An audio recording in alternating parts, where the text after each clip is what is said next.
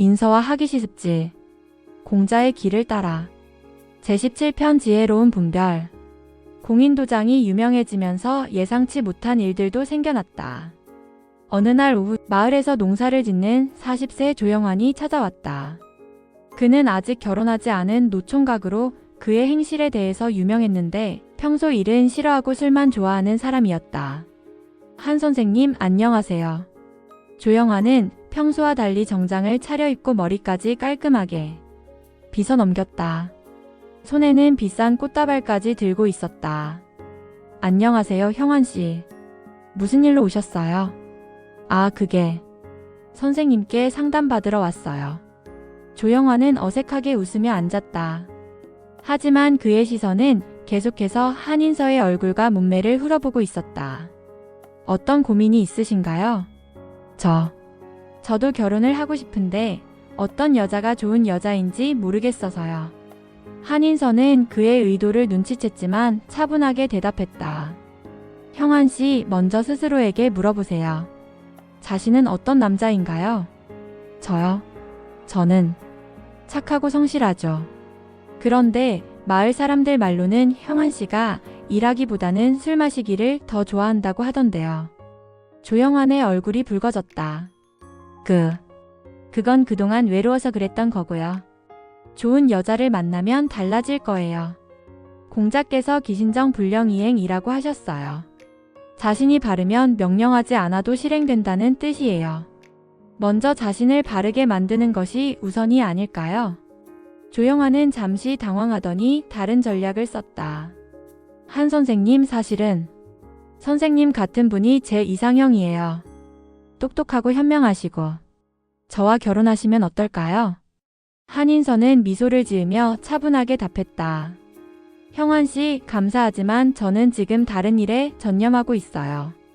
하지만 여자는 결국 결혼해야 하는 거 아닌가요? 선생님 나이도 있으시고 저와 결혼하시면 제가 선생님 일을 도와드릴 수도 있고요. 조영환의 말에서 한인서는 그의 진짜 속셈을 읽었다. 자신의 성공에 편승하려는 의도였다. 형환씨, 군자구제기 소인구제인 이라는 말이 있어요. 군자는 자신에게서 구하고 소인은 남에게서 구한다는 뜻이에요. 그게 무슨 뜻이에요? 진정한 남자라면 다른 사람에게 의존하려 하지 않고 스스로 노력해서 자립할 수 있어야 해요. 형환씨는 지금 자신의 노력보다는 다른 사람을 통해 성공하려고 하시는 것 같아요. 조영환의 얼굴이 점점 굳어졌다. 뭐 그렇게 어렵게 생각할 필요 있나요? 남자 여자가 만나서 서로 도우며 사는 게 자연스러운 거 아닌가요? 물론 그렇죠. 하지만 진정한 도움이란 서로가 독립적인 인격체로서 주고받는 것이에요. 한쪽이 일방적으로 의존하려는 것은 도움이 아니라 기생이죠. 한인서는 일어서서 책장에서 논어를 꺼냈다. 형환씨, 이 구절을 함께 읽어볼까요? 자립립인 자달달인. 마이너스 자신이 서고자 하면 남을 세워주고 자신이 통달하고자 하면 남을 통달하게 해준다는 뜻이에요. 그런데 그게 저와 무슨 상관이? 형환씨가 정말로 좋은 배우자를 만나고 싶으시다면 먼저 스스로 좋은 남자가 되어야 해요. 자립할 수 있는 남자, 상대방을 존중할 줄 아는 남자 말이에요. 조영환은 점점 화가 나는 기색이었다. 그럼 선생님은 도대체 어떤 남자와 결혼하려고 하는 거예요? 너무 이상만 높은 거 아닌가요? 한인서는 여전히 차분했다. 형환씨, 저는 지금 결혼보다는 더 중요한 일이 있어요. 제 사명은 사람들의 마음을 치유하고 올바른 길을 안내하는 것이에요. 사명이라니. 그런 건 남자가 하는 일이지 여자가 뭘. 그 순간 한인서의 눈빛이 예리해졌다. 형환씨, 유여자여 소인위난양야 라는 말을 잘못 이해하고 계시는 것 같네요. 이 말은 여성을 비하하는 말이 아니라 교육받지 못한 사람들을 가르치기 어렵다는 뜻이에요. 그런데 진정한 군자라면 남녀를 가리지 않고 덕을 추구할 수 있어야 해요. 형환씨야말로 먼저 자신의 편견부터 버리시는 게 어떨까요? 조영환은 더 이상 할 말이 없어 보였다. 그는 투덜거리며 일어섰다. 에이, 뭐 그렇게 어렵게 생각할 것까지야.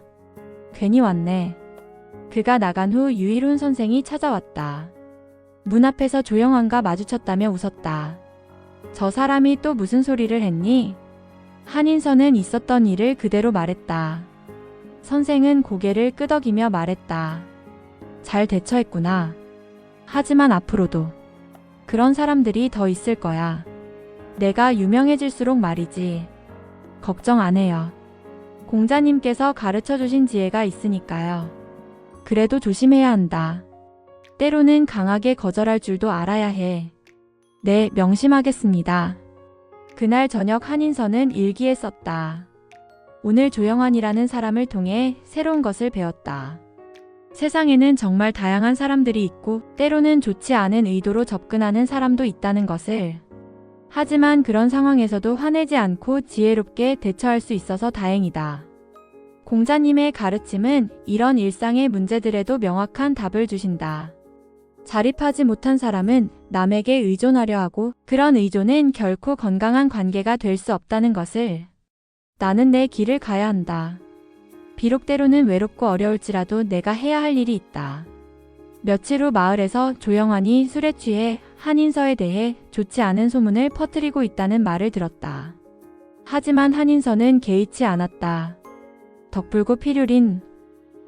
덕은 외롭지 않아서 반드시 이웃이 있다는 공자의 말씀을 믿었기 때문이다. 진정한 덕을 쌓아가면 진심으로 응원해주는 사람들이 나타날 것이라는 확신이 있었다. 그리고 실제로 마을 사람들은 조영환의 말을 믿지 않았다. 오히려 한인서의 지혜로운 대처를 더욱 존경하게 되었다.